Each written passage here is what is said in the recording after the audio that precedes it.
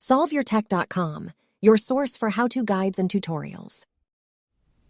Welcome to our video about how to change device name on iPhone 14. If this guide helps you out, then please consider subscribing and liking this video. If you want to change the name of your iPhone 14, then you can do so by opening the Settings app. You can then scroll down and select the General option. You can then choose About at the top of this menu, and then you can tap the Name button at the top of this menu.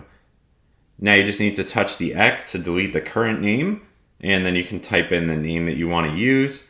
And once that name is entered, you can just tap the Done button at the bottom right corner of the screen, and then that's going to update there. Note that changing the device name in this way is going to update it as the device name for Bluetooth, AirDrop, Personal Hotspot, and a couple of other settings as well. Make sure to like this video and subscribe to our channel to see more tech guides like this one. For additional information on this topic and to read the entire article, click the link in the description to visit solveyourtech.com.